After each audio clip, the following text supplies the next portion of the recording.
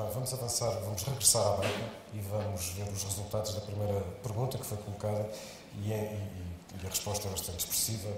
3/4 das pessoas que responderam sobre se a sociedade tem ou não razões para estar zangada com os seus bancos, 3/4 das pessoas presentes que votaram dizem que sim. Concorda? Bom, esta resposta não me surpreende nada e penso que é uma resposta que, na maioria dos países da Europa ou dos países ocidentais, a resposta seria muito parecida. E eu compreendo perfeitamente que quando há recursos escassos e que se tornam ainda mais escassos, a sociedade não veja com bons olhos que uma parte significativa desses recursos tem que ser alocados a um certo setor, porque quando são alocados a um certo setor é, obviamente, em detrimento de outros. Portanto, compreendo perfeitamente esta resposta. Nós vamos colocar, entretanto, uma segunda pergunta, que depois, no final, eu confrontarei de novo. A pergunta vai ser projetada e o procedimento é o mesmo, mas mantendo-nos na banca, apesar das restrições que eu há pouco expliquei para falar sobre a banca inglesa, pergunto-lhe se, do ponto de vista do desenvolvimento do sistema financeiro, na crise e na solução dessa crise, além dos rácios de capital, a banca está mesmo a mudar quanto ao seu papel na sociedade? Portanto, a consequência desta pergunta, da primeira, é, dado que aconteceu o que aconteceu, o que é que se pode fazer de melhor para o futuro, não é? Porque o que lá vai, não é? E, portanto, o que se liga com a segunda pergunta, obviamente, quando há um problema num setor, e isso já aconteceu no passado, há uma tendência para medidas, e há sempre um risco que as medidas sejam excessivas.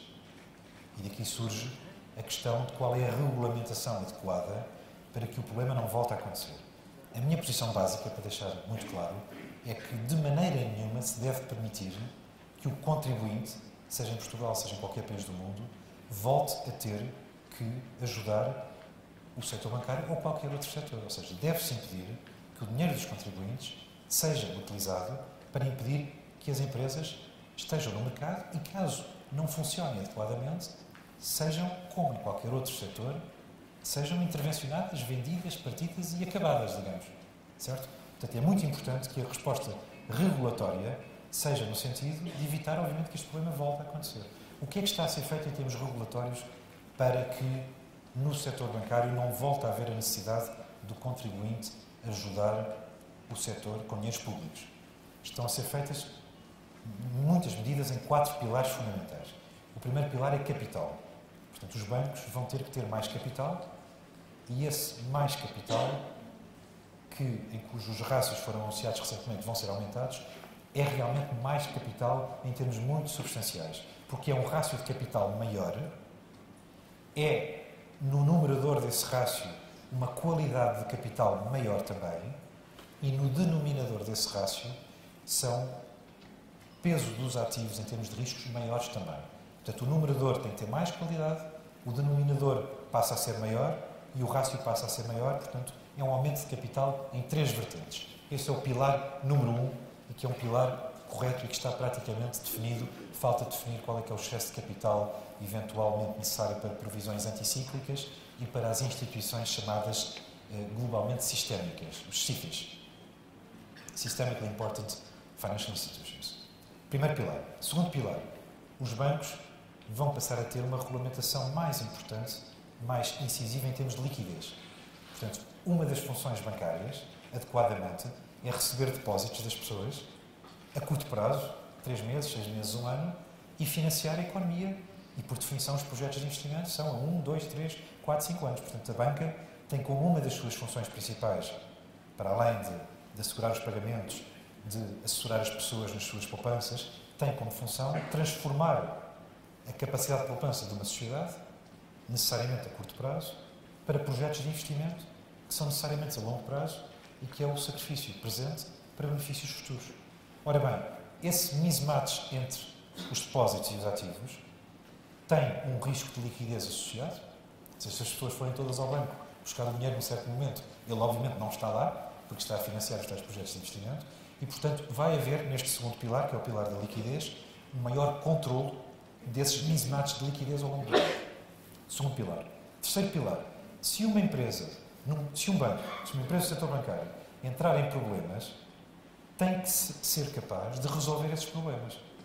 E então, o terceiro pilar, que está a ser implementado a nível brasileiro, mas sobretudo ao nível dos reguladores de cada país, é um pilar chamado Recovery and Resolution, que é, se um banco fica doente, como é que se recupera esse banco e, em último caso, caso o banco não possa existir, como é que se resolve esse banco? Como é que se, de maneira ordenada, se dá fim a esse banco? Recovery and Resolution.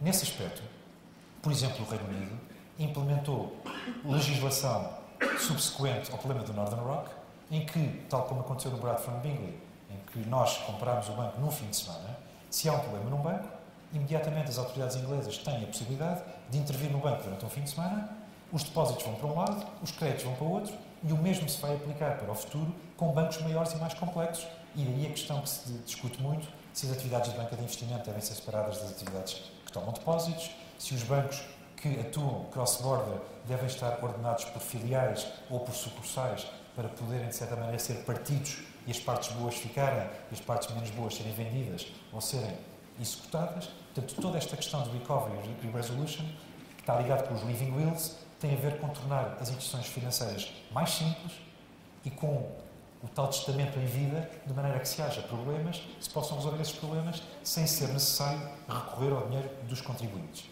E, finalmente, pilar 4, pilar da supervisão, o pilar do modelo de negócio, em que os bancos estão a ser mais escrutinados pelas autoridades de supervisão, no sentido de assegurarem que o modelo de negócio faz sentido, que o banco tem as competências adequadas, que tem os controlos adequados e que tem um modelo de negócio são.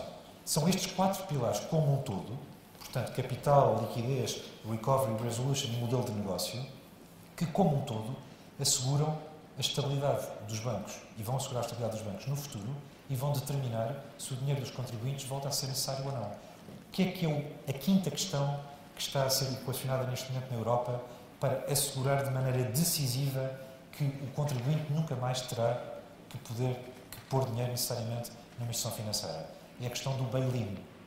Ou seja, capital mais, mas quanto? E se há um grande problema, o capital chega. E então está-se a discutir a questão se a dívida das obrigações dos bancos deve ter associada cláusulas pelas quais, em caso de probabilidade muito pequenina, 1% de probabilidade, mas em caso de um banco poder ter um problema sério, se as obrigações, de acordo com uma certa sequência, uma certa ordem, têm perdas a definir, de maneira que se convertam sucessivamente em capital e sejam sempre os credores e os detentores do capital a assumir os problemas das instituições, como acontece em qualquer setor, e não mais o contribuinte. Muito bem. Nós temos 15 minutos, vamos entrar agora em Portugal, vamos falar de Portugal. Deixou Portugal há 4 anos, emigrou para a Inglaterra há 4 anos. Naquela altura a situação portuguesa já era difícil, já era de crise, mas passava pela cabeça que nós pudéssemos chegar a uma situação de falta de financiamento externo, ou de dificuldade de financiamento externo. Bom, não quero deixar de dizer que emigrei, mas continuei a vir cá muito. E continuei a presidir de maneira não executiva a Assembleia Total em Portugal e, além disso, o que me motivou muito a vir cá, e venho cá cada 2 semanas e espero continuar a vir e vou claramente manter o vínculo a Portugal, só para deixar isto claro, porque nós já saímos de Portugal 3 vezes, já voltámos 2, mas permanecemos muito ligados e, além disso, recebemos todos os canais portugueses. Por acaso o teu não está incluído. Todos os dias em nossa casa em Inglaterra. Portanto, Portugal é obviamente o nosso país, do qual nós gostamos muito e estaremos sempre muito ligados a Portugal. Gostava de deixar isso claro, porque há imigrantes e imigrantes. Mas, há 4 anos, e foi a primeira pergunta, liga-se com a primeira pergunta que me fizeste, eu penso que, infelizmente, já há 4 anos, várias pessoas pensavam, e nós também pensávamos, e eu pensava, que o futuro tinha vários problemas graves à frente e que nós teríamos que ter uma atitude de maior desconforto para os poder enfrentar de maneira decisiva. Mas repito, o que lá vai, e acho que o que é importante, e além disso isto não é um problema de 3 ou 4 anos, isto é um problema de Portugal dos últimos 10 anos. Quer dizer, Portugal está em recessão ou em crescimento zero desde que eu voltei do Brasil, desde o ano 2000 ou 2001. Portanto, o problema de Portugal é um problema estrutural e que tem realmente a ver pelo menos com uma década. E é um problema para os próximos 10 anos? Ora bem, se é para os próximos 10 anos, ou para 5 ou para 15, e não será seguramente para menos do que 5, só depende de nós. Ou seja, só depende de nós melhorarmos o nosso próprio país. E isso é uma questão que eu realmente gostava de partilhar convosco, porque acho que nós não podemos olhar para lá nenhum e dizer, mas quem é que nos vai ajudar a sair disto? Quem nos tem que ajudar somos nós. Quer dizer, nós, em termos micros nas nossas empresas, em conjunto com os nossos colaboradores, temos que fazer duas coisas. Temos que poupar mais, porque temos que pagar a dívida que temos, portanto, temos que poupar mais, e, portanto, para manter o nível de vida em média que tínhamos, só há uma solução, que é, só há uma de duas soluções, ou se trabalha mais, ou se trabalha melhor. Portanto, ou trabalhamos mais horas, ou somos mais produtivos. E temos que ser mais produtivos e trabalhar mais para quê? Para exportar. Porque, como temos que poupar mais, temos que consumir menos. Portanto, a solução é exportar para alguém que, não tendo os nossos problemas, pode importar e consumir mais do que nós. E é para aí que temos que orientar o nosso país, no curto prazo, claramente. Segundo aspecto, temos que ter mais concorrência. Temos que expor o país a maior concorrência para ter custos a descer, para ter empresas a passar benefícios para os clientes e, portanto, para a sociedade ter maior valor acrescentado. O que é crítico para fazer isso, para além de uma atitude de cada um de nós com as suas empresas? É libertar peso do Estado e recursos do Estado para a economia privada. Temos que privatizar mais, temos que descer o peso do Estado e temos que deixar que esses recursos estejam disponíveis para o setor privado. Essa resposta encaixa noutra pergunta que o Jorge Black fez. O Jorge Black é advogado, mas podia ser jornalista.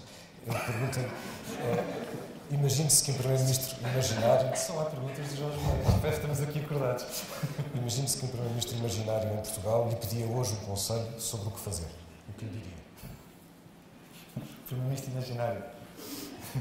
Eu, como acabei de dizer que a estratégia depende das circunstâncias do momento e também depende do líder.